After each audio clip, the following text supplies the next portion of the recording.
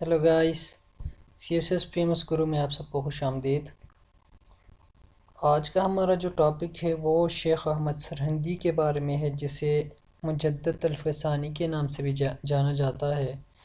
और ये एक इम्पोर्टेंट लेक्चर है, और इसको एंड तक देखने की कोशिश करें और इसको समझने की कोशिश करें, क्योंकि मोस्टली मुजद्दद अल्फ़सानी के बारे में क्वेश्चन आते रहे हैं। अगर आप प्रीवियस जो एग्ज़ाम के जो पेपर्स हैं वो उठा के देख लें तो उसमें मोस्टली आपको शेख अहमद सरहिंदी के बारे में एक क्वेश्चन ज़रूर मिलेगा। तो चलिए आइए देखते हैं पहले बैकग्राउंड के बारे में। वो द रिनोवेटर ऑफ सेकेंड मिलेनियम, वो एक मुजद्दिद थे।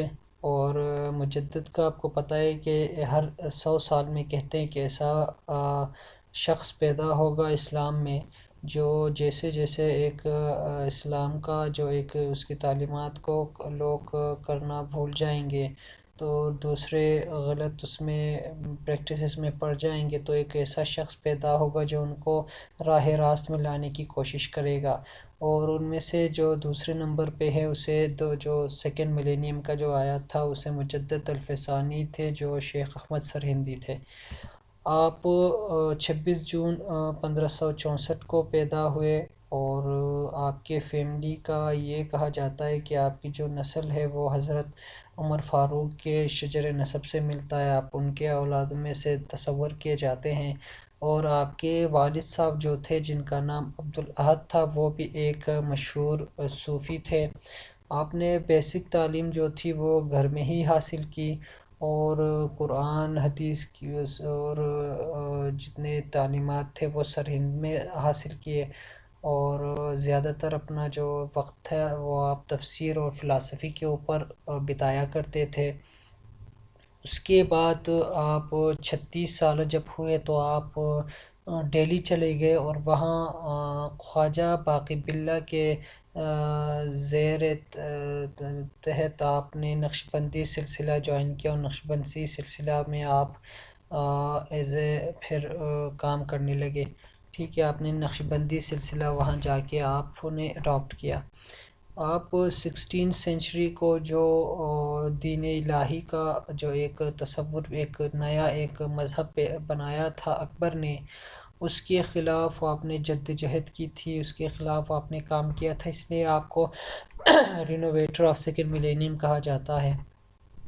आप उस दौरान फिर 2 साल ग्वालियर के जेल में भी बिताए, आपको नज़रबंद किया गया था। और फिर 1624 को आपका इंतकाल हुआ, 15 दिसंबर 1624 को। तो आपके सर्विसेज का हम देखते हैं कि आपने क्या खिदमत सर अंजाम दी थी इस्लाम के लिए, मुसलमानों के लिए। और ये सर्विसेज मुजद्दद अल्फ़सानी के सर्विसेज देखने से पहले मैं यहाँ आपको रिकमेंड करूँगा कि हमारे इंडो पाकिस्तान सब्जेक्ट का जो लेक्चर सीरीज़ है उसमें से एक लेक्चर हमारा है, वो अकबर के दीन इलाही के बारे में है। वो आप ज़रूर पढ़ें, वो आप देखने की कोशिश करें। वो कोई लंबा ट्यूटोरियल नहीं है, छोटा सा ट्यूटोरियल है, वो आप देख लें। और देखने के बाद जब वो ट्यूटोरियल आप देखेंगे तो आपको समझ आएगी कि दीन इलाही में क्या हुआ था, वो कैसा मज़हब बनाया गया था, और मुसलमानों की इस्लामी जो तालीमात थी उन पे किस तरह बैन लगाया गया था। जब वो लेक्चर आप देखेंगे तो फिर आपको मुजद्दद अल्फ़सानी के सर्विसेज का आपको एक अंदाज़ा हो जाएगा। सबसे पहले काम जो आपने किया था प्योरिफिकेशन ऑफ सोसाइटी में जो गलत चीज़ों ने एक जगह बनाया था, जो एक इस्लामी ताल्लुमात ख़त्म की गई थी, जो इन्हें दीन इलाही में जो एक हिंदुओं की एक रस्मात को अडॉप्ट किया गया था, जो दीन इलाही में ये कहा गया था कि एक अज़ान देना बंद किया गया था। मुख्तलिफ़ चीज़ें उसमें आती हैं, मुख्तलिफ़ से थ्योरीज़ मिलती हैं हिस्ट्री में। कोई एक हिस्टोरियन ने अलग लिखा है, दूसरे ने अलग लिखा है। तो वो जब आप दीन इलाही देखोगे या वो हमारा जो ट्यूटोरियल देखोगे तो आपको इसकी समझ आ जाएगी। correspondence with Muslim scholars and clerics and laid stress on the true contours of Islam. آپ نے مختلف آپ کے مکتوبات تھے، آپ نے مختلف لیٹرز لکھے تھے مختلف مسلمانوں کو، اور اس میں جو نوبلز تھے ان کو لکھے تھے، ان کو پھر زور دیا تھا کہ جو جو ایک اسلامی تعلیمات تھی وہ آپ نے ان کو بتایا تھا کہ ایک صحیح اسلامی تعلیمات کیا ہیں، اور مسلمان کن چیزوں پہ غلط راستے میں جا رہے ہیں. He advocated the significance of prayer and fasting. آپ نے ایک نماز کی اہمیت کے بارے میں بہت زور دیا، آپ نے پھر روزے کی اہمیت کے بارے میں زور دیا، زکوٰۃ کی اہمیت کے بارے میں زور دیا، جو بیسک اسلام کی بنیاد ہیں اس کے بارے میں آپ نے بہت زور دیا. اور اس سے پھر اسی پیوریفیکیشن آف سوسائٹی میں آپ نے کیا کیا، آپ نے try to remove the un Islamic practice inside the society. Society کے اندر جتنے بھی ان اسلامک پریکٹسز تھیں وہ سارا کچھ آپ نے ختم کرنے کی کوشش کی. اس میں جو دین الہی میں جو جب لوگ ملتے تھے تو وہ اللہ اکبر کہتے تھے، اور جواب میں پھر جل جلالہ کہا جاتا تھا، حالانکہ السلام علیکم وعلیکم السلام کی جو کنسیپٹ اس کو ختم کر رہے تھے. تو یہ ساری چیزیں انہوں نے ریموو کیا تھا. انہوں نے کہا تھا کہ نہیں، جو اصل اسلام کا جو تعلیمات ہیں وہ یہ ہیں. اور اس کے بعد آپ نے ان ایتھیکل ریچولس اور سیرمنیز جو ہوئے تھے وہ بھی انہوں نے ختم کیا تھا. مطلب جو ایک بندہ مرنے کے بعد جو ایک صدقہ دیا جاتا ہے وہ اپنے زندگی میں ہی دے گا، اور پھر ایک غلط ایک سورج کو پوجنا اور مختلف اور اپنے بیوی کے ساتھ ہم بستری کے بعد غسل کرنا ختم کیا گیا تھا. یہ سارا کچھ انہوں نے، یہ جو ریچولس تھی، یہ جو سیرمنیز تھی، یہ انہوں نے پیوریفیکیشن آف سوسائٹی میں انہوں نے ختم کیا تھا. تو پیوریفیکیشن آف سوسائٹی میں اس نے کیا کیا کہ اس نے جتنے بھی ریچولس تھے، جتنے بھی ان ایتھیکل سرمنیز تھے ان کو ختم کیے تھے، اور پھر اسلامک پریکٹسز جو تھیں ان کو ایک سوسائٹی کے اندر لانے کی کوشش کی تھی، اور جو ان اسلامک پریکٹسز تھی وہ ختم کرنے کی کوشش کی تھی. اور پھر پریئر اور فاسٹنگ کی جو سگنیفیکنس تھے وہ انہوں نے کہا تھا، اور پھر مختلف انہوں نے کرسپونڈنگس کی تھی. اور اس کے بعد ایبروگیٹنگ ان اسلامک لا، اور جو لا نیا بنایا گیا تھا، جو دین الہی کے تحت جو لا بنائی گئی تھی وہ انہوں نے ختم کرنے کی کوشش کی تھی. He spread his message amongst the elite and particulars about the un-Islamic laws which propagated by Akbar. اکبر نے جو ایک دین الہی پروپیگیٹ کیا تھا اس میں جو پرٹیکولر جو اسلامک لاز تھیں وہ لا انہوں ختم کرنے کے لیے آپ نے مختلف میسیجز کیے تھے، ایلیٹ کو کیے تھے، جو اس ٹائم کے نوبلز تھے اور جو بڑے عہدوں پہ جو فائز لوگ تھے ان کو آپ نے خطوط لکھے تھے. ہندو انفلوئنس، کرامات آف صوفی ڈینائٹ شریعہ، مطلب جو ہندوؤں کا ایک رعب اور دبدبہ بن گیا تھا، ان کا ایک انفلوئنس بن گیا تھا مسلمانوں کے اوپر، وہ ختم کرنے کی کوشش کی. جو کرامات آف صوفیز، جو صوفیز کو زیادہ تر پوجنے کی ایک جو پریکٹس شروع ہوئی تھی، ان کو بہت زیادہ دینے کا ایک وہ مطلب ایک، اور جو صوفیز جو تھے وہ انہوں نے پھر شریعہ کو چھوڑ دیا تھا، وہ دوسرے غلط پریکٹسز میں چلے گئے تھے. یہ سارا کچھ انہوں نے اپنے مکتوبات اور اپنے خطوط کے ذریعے ختم کرنے کی کوشش کی تھی. اور پھر ایک الگ لا، پھر لا کاؤ کو پوجنا، فائر کو پوجنا، پھر شراب پینا، پھر وہی گریٹنگز کا میں نے آپ کو بتا دیا ملتے وقت کیا کہا جاتے تھے. یہ سارا جو لاس تھا یہ ختم کرنے کی آپ نے کوشش کی تھی. پھر دین پتہ نہیں یہ میں نے پھر کیا لکھا ہے، سوری. اس کے بعد پھر دین الہی، جو اس میں جو مختلف ان کی ایک کیٹیگری تھی، جب وہ بندہ دین الہی میں آتا تھا تو وہ کہتا تھا کہ میرا جان، مال، عزت، آبرو، ریلیجن سب بادشاہ کے لیے ہے. یہ چیزیں، یہ سارا کچھ انہوں نے ختم کیا تھا، ایبروگیٹ کرنے کی کوشش کی تھی اپنے مکتوبات کے ذریعے. اس کے بعد انہوں نے فلسفہ وحدت الشہود کا انہوں نے تصور پیش کیا تھا. یہاں اس سے پہلے جو ایک وحدت الوجود کا تصور وہاں کے صوفیز نے پیش کیا تھا، جس میں انہوں نے کہا تھا the previous Sufis believed that there is no difference between the man and his creator, so the worship the man means worship of the creator. This was called وحدت الوجود. Al-Fasani rebutted their belief and elaborated the difference between a man and his creator in the light of Quran and Hadith.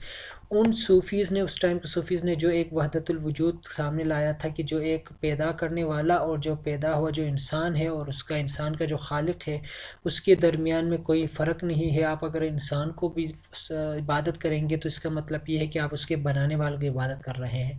تو یہ وحدت الوجود کا جو اصل میں یہ اکبر کو عزت دینے کے لیے یا اکبر کو عبادت کرنے کے کیٹیگری میں لانے کے لیے یہ سارا کچھ انہوں نے کیا تھا. تو پھر آپ نے یہ اس کے بجائے ایک وحدت الشہود کا جو ایک تصور کیا لایا تھا کہ نہیں اللہ ایک ہی ہے اور اس کے ساتھ کسی کو شریک کرنا گناہ ہے، کبیرہ ہے. اور یہ سارا کچھ آپ نے قرآن اور حدیث کی روشنی میں پیش کیے تھے. بکس اینڈ مکتوبات آپ نے لکھے تھے بہت زیادہ. ایڈریس دا نوبلس اور پیپل روڈ 536 لیٹرز، 536 مکتوبات آپ نے لکھے تھے، اور زیادہ تر آپ نے نوبلس اور ان ایلیٹ پیپل کو آپ نے ٹارگٹ کیا تھا. عبد الرحیم خانان خان جو تھا اور مرزا عزیز خان اعظم جو تھا اور مفتی سردار جہاں، ان کو آپ نے خطوط لکھے تھے، ان کو آپ نے انفلوئنس کرنے کی کوشش کی تھی. اور آپ کے مشہور کتابوں میں رسالت نبوت تھی، اثبات النبوت تھی، توحید شہودی تھی، مختلف پھر یہ آپ نے بکس لکھے تھے. اس کے بعد ٹو نیشن تھیوری کے بارے میں آپ نے کہا تھا کہ جس طرح پچھلے لیکچر میں یہ میرے ذہن سے نکل گیا تھا وہاں پہ میں نے مینشن کرنا، اور یہ چلو اچھی بات ہوئی کہ یہ پوائنٹ ادھر آ گئی. تو یہ اپنے ساتھ نوٹ کر لیں. جب آئیڈیالوجی آف پاکستان یا ٹو نیشن تھیوری کا آتا ہے نا تو اس میں یہ مینشن کر لیں کہ مجدد الفسانی نے بھی یہ بات کی تھی کہ Muslim should keep them self distinct from Hindus with reference to food, dress, social custom and a way of life. مطلب وہ دونوں ایک دوسرے سے بہت مختلف ہیں. اور لاسٹ میں اسٹرگل اگینسٹ ایتھیزم، اور جو وہاں پہ خدا کو نہ ماننے والے، اللہ کو نہ ماننے والے تھے، ان کے خلاف بھی آپ نے ایک تبلیغ کی تھی، ان کو راہ راست میں لانے کی کوشش کی تھی. تو گائس یہ ایک کمپلیٹ سروسز تھی مجدد الفسانی کی. مجدد الفسانی کے سروسز کے بارے میں جب آپ سے پوچھا جائے گا تو آپ پہلے سوشل کے اس پہ لائیں کہ سوسائٹی کے اندر اس نے کیا چیزیں کروائی تھی، اس نے کیا کیا کام کیا تھا، ایک سوسائٹی کو پیوریفائی کرنے کے لیے اس نے کیا کیا تھا. ٹھیک ہے، کتنے خطوط لکھے تھے، پریئنگ، فاسٹنگ، ان اسلامک پریکٹس ختم کرنے کے لیے، ان ایتھیکل ریچول اور سیریمنیز ختم کرنے کے لیے انہوں نے کیا کیا تھا. یہ پیوریفیکیشن آف سوسائٹی میں آتا ہے.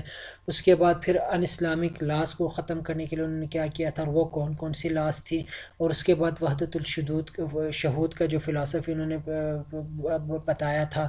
پھر اس کے بکس اور مکتوبات کون کون سی تھی. ٹو نیشن تھیوری کے بارے میں انہوں نے کیا کہا تھا، اور ایتھیسٹ کے اگینسٹ انہوں نے کیا اسٹرگل کی تھی.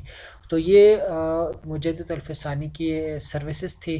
اور اس کے بعد کچھ کوٹیشنز ہمارے پاس آتی ہیں. یہ ہمیشہ میں آپ کو ریکمنڈ کرتے جاتا ہوں کہ جو بھی کویسچن آپ اٹیمپٹ کرتے ہیں اس میں کچھ کوٹیشنز ضرور لکھا کریں، تاکہ وہ آپ کے جو اٹیمپٹ کر رہے ہیں کویسچن وہ آپ کو اس میں ہائی مارکس دینے میں کافی آپ کی ہیلپ فل ہو جاتی ہے.